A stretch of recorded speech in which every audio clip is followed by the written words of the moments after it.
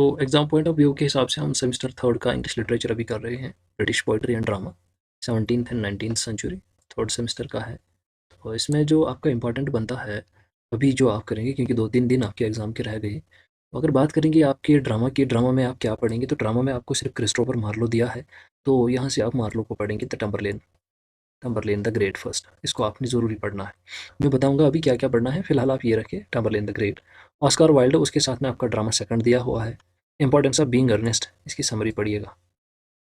फिर है पोइट्री आपको सिमिल जॉनसन और थॉमस ग्रे की, the vanity of human wishes, elegy written in the country churchyard, तो यहाँ से आप थॉमस ग्रे को पढ़िए, इसकी एलजी आप पढ़िएगा यहाँ से। फिर है पोइट्री यूनिट 4 आपको विलियम ब्लेक और विलियम वर्ड्सवर्थ, तो दोनों इंपॉर्टेंट है पोइट्स, तो यहाँ आप लंदन पढ़ेंगे क्योंकि लंदन अच्छी पोइम है। तो उसके बाद विलियम वर्ड्सवर्थ का टिंटन एवे और रेजोल्यूशन इन इंडिपेंडेंस, तो पूछा तो जाएगा ये टिंटन एवे के बारे में, इसको पढ़ लेना, ये छोड़ सकते हो, ये ट्यूटोरियल का छोड़ दीजिए, तो यही पढ़ना है। अब इसमें से क्या पढ़ना है, 1 2 3 और 4 जो टॉपिक्स हैं, इसमें से आपने क्या पढ़ना है, तो आपको इसके हिसाब से जो इम्पोर्टेंट बनता है वो लिटरेरी जनरीज पढ़नी है, खासकर पोइट्री और ड्रामा में जो है 17th से 19th सेंचुरी तक आपको पढ़ना है। क्योंकि इंग्लैंड की जो बात करें तो ये आपने बताना ज़रूरी है। और क्या पढ़ना है, सोशो पॉलिटिकल क्लाइमेट जो था 17th से 19th सेंचुरी, मानी कि ये चीज़ें जो है ना, ये आपको इसके बारे में आपको पूरी नॉलेज होनी चाहिए, इसी रिगार्डिंग आपके क्वेश्चंस पूछे जाएंगे।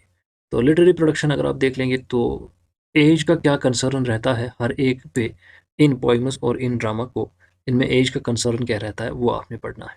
उसके बाद नैरेटिव टेक्निक आपने पढ़नी है, नैरेटिव स्ट्रेटजीज क्या पोइट्स ने यूज़ की है वो आपको पढ़ना है, नैरेटिव स्ट्रेटजीज। और खासकर romantic school of English poetry जो है, यानी कि रोमांटिक थॉट आपको पढ़ना है यहाँ से, क्योंकि ये जो कोर्स के ऑब्जेक्टिव्स हैं, कोर्स के ऑब्जेक्टिव्स ही मद्देनज़र रखकर आपका पेपर बनता है बेटा। इसलिए आप क्या करेंगे, आप ये 4-5 टॉपिक्स पढ़ेंगे, लेकिन इन टॉपिक्स में जो इंपॉर्टेंट पॉइंट्स बनते हैं वो मैंने यहाँ पे आपको अंडरलाइन करके बताए हैं। यहाँ तक ये चीज़ें आप आराम से कर लिए, क्योंकि आपके 2-3 दिन ही अभी रहे हैं एग्ज़ाम को, तो इतने दिनों में आपका ये कवर हो जाएगा। और ख़ासकर जो ये है तो इसको आराम से आप कर लेंगे इतने दिनों में। So take care, till then, good bye.